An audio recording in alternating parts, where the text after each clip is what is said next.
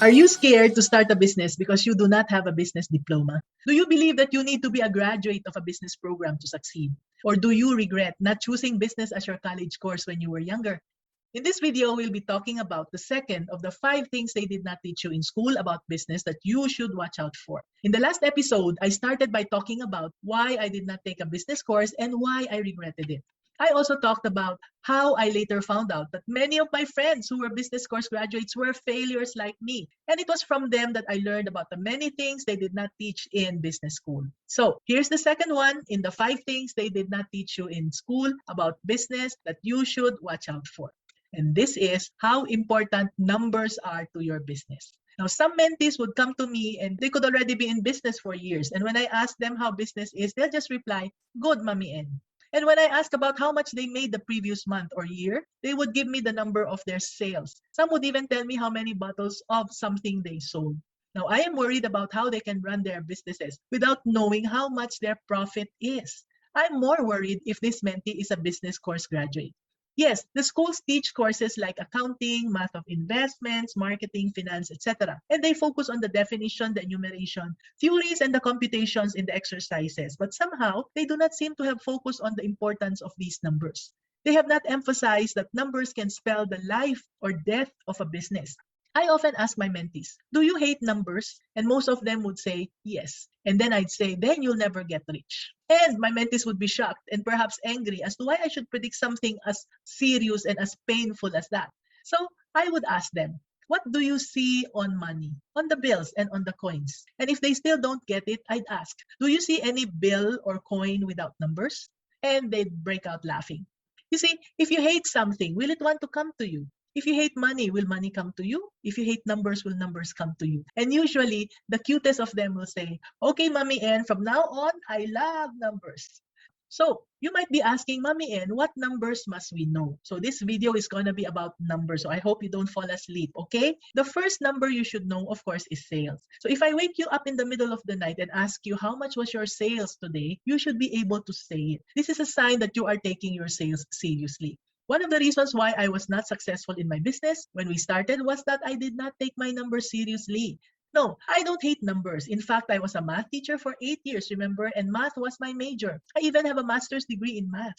Maybe I just had a math overdose and I got so fed up with numbers while in school that I did not want to look at numbers ever again. Who knows? But what helped me was that my husband loved numbers, especially sales. Until today, every night, he loves getting text messages from all the stores about their sales for the day and how many pieces they sold.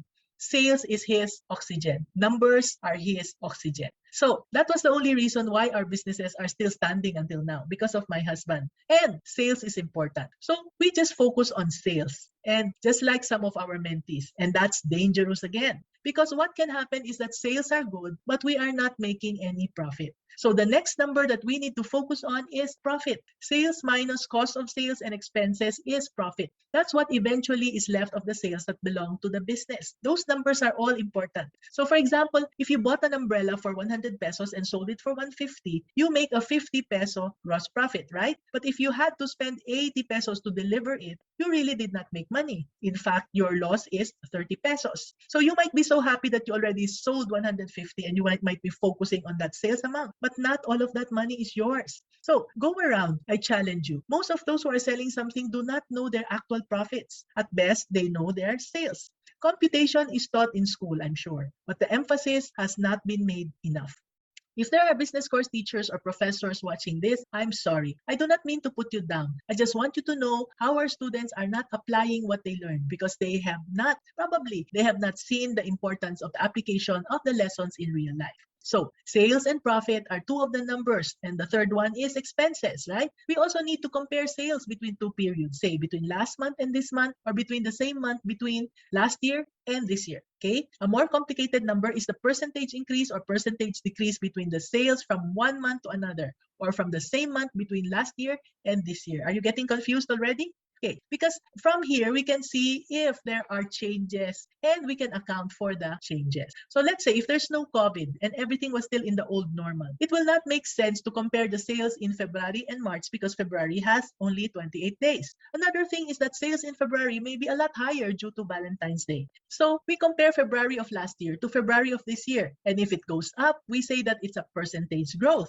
The opposite is true. If it goes down, we talk about a percentage decline. This is how we compare it on a monthly basis. By seeing percentage growth or decline on a month-on-month basis, we now can make conclusions about how our business is doing. For example, if you notice that your sales last month are 15% lower than the same month last year, and that this month is 20% lower than last year, you need to be alarmed. Maybe you have a problem with competitors getting some of your customers, or it could be something else that you need to watch out for.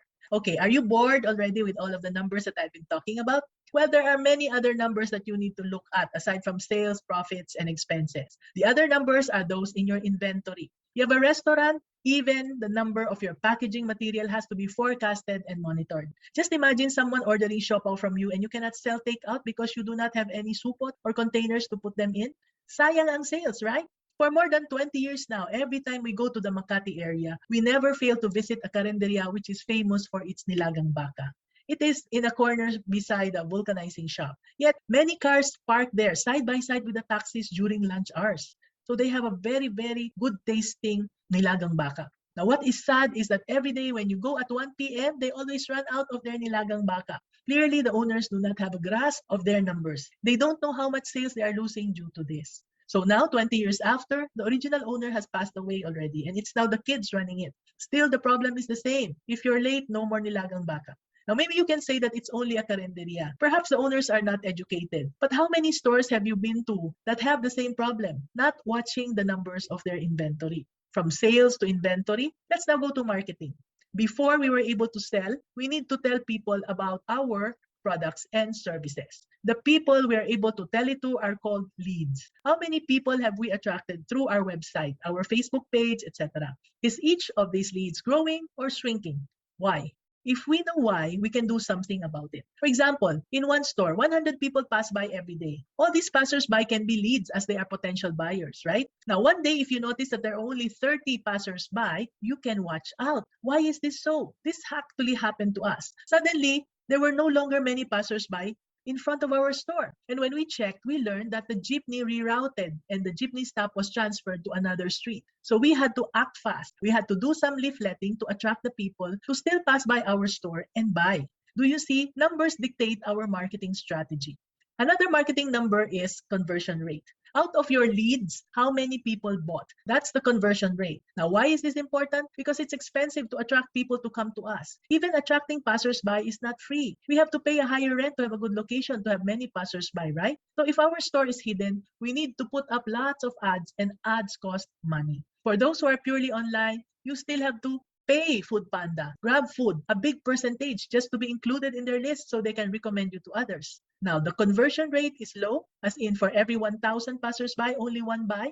What you can do is to try one strategy and measure how much is the increase in the conversion rate. And then try another strategy and another. And each time, monitor the conversion rate and see which strategy gives the best conversion rate while spending less. That's how you can choose the best strategy, by monitoring conversion rates. There are many more marketing numbers that we are to watch out for. These are the numbers that can kill our business if we keep ourselves ignorant. And this may be taught in school, but again, they are not emphasized enough. Now, I don't want to bore you with so much technical stuff, but we want to emphasize the importance in numbers in our regular 90-day program so that this will be part of the tools of our mentees. Now, finally, there are also numbers that deal with people. For instance, absences. If your business has 3 branches and the people in branch number 2 are always absent, what does that tell you? What will you do? That was what happened to us. So we investigated and we realized that the store manager had marital problems and she was always in a bad mood. She was constantly nagging her people. If we know our numbers, we will be able to find out what's not working and find solutions to the problems. So for this manager, the solution was a warning and also some counseling. And after that, the store attendance improved and the sales improved as well. So you see, numbers are crucial in the success and failure of a business. That's why we need to always watch out for our numbers. Till next time, bye!